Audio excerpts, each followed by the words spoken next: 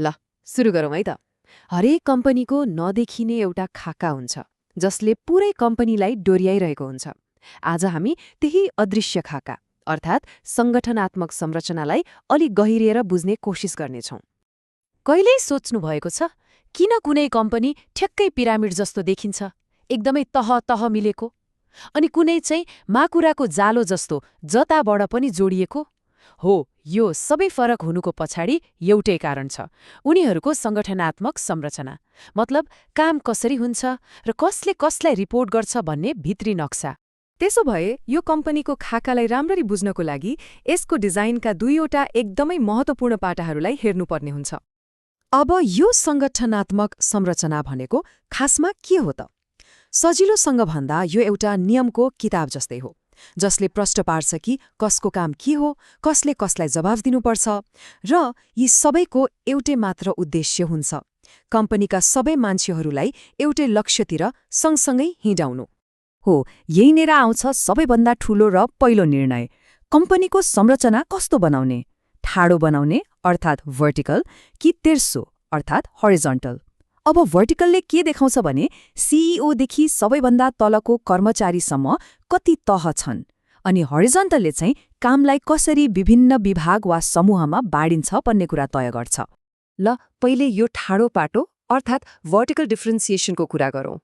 एउटा कल्पना गरौँ न, कुनै कम्पनीको सबैभन्दा ठूलो हाकिम र सबैभन्दा जुनियर कर्मचारीको बीचमा कतिवटा सिँढी होलान्? हो, यही प्रश्नको जवाफमा दुईवटा क्लासिक डिजाइनहरू आउँछन्। एउटा हो अग्लो वा टल संरचना जहाँ थुप्रै तहहरू हुन्छन्, अनि अर्को हो समतल वा फ्ल्याट संरचना जहाँ तहहरू एकदमै थोरै हुन्छन्। अग्लो संरचनामा के हुन्छ भने धेरै तहहरू हुन्छन् र हरेक म्यानेजरले थोरै मान्छे हेर्छ। यसले गर्दा नियन्त्रण एकदमै कडा हुन्छ र ठूला निर्णयहरू सबै माथिबाटै आउँछन्। तर समतल संरचनामा ठ्याक्कै उल्टो, तहहरू कम, एउटै म्यानेजरले धेरैजनालाई हेर्छ र कर्मचारीहरूलाई आफै निर्णय लिने अधिकार र जिम्मेवारी दुवै दिइन्छ। ल अब ठाडो कुरा सकियो, अब लागौं तेर्सो पाटोतिर अर्थात् हरिजन्टल डिफ्रेन्सिएसन।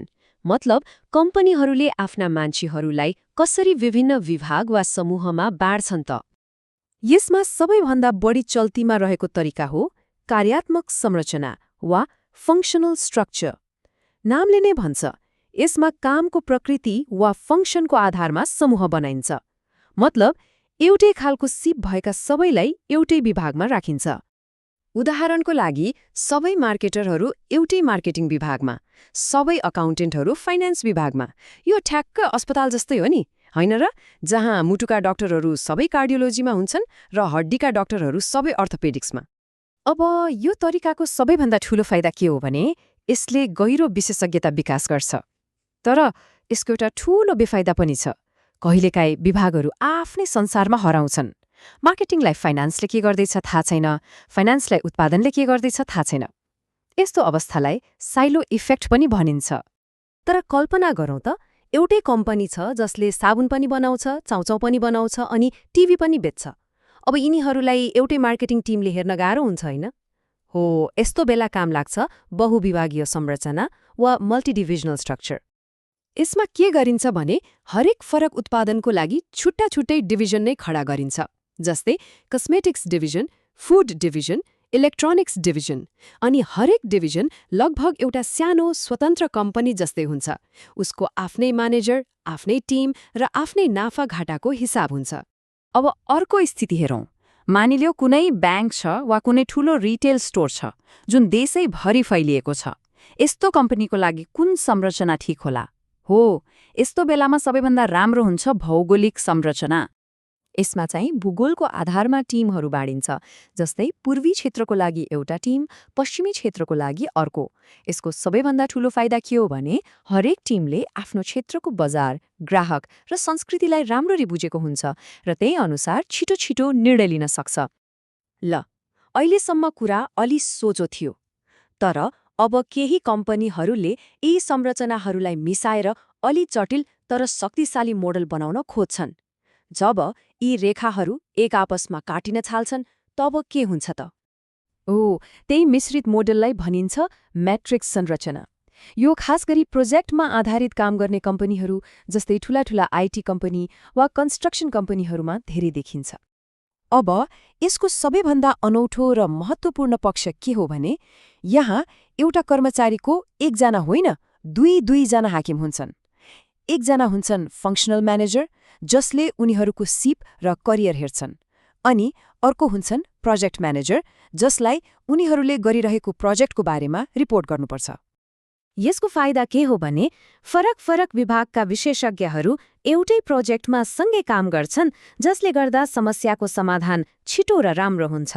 तर यसको चुनौती पनि छ। दुईजना हाकिम हुँदा कहिलेकाहीँ कसको कुरालाई प्राथमिकता दिने भन्नेमा कर्मचारीहरू अलमलमा पर्न सक्छन्। समय बदलियो, व्यापार गर्ने तरिका बदलियो। आजको एकदमै छिटो र जटिल दुनियाँमा परम्परागत संरचनाले मात्रै काम नगर्न सक्छ। त्यसैले केही नयाँ र आधुनिक संरचनाहरू पनि देखा परेका छन्। हेरौँ है त। यसमा पहिलो छ टोली संरचना वा टिम स्ट्रक्चर।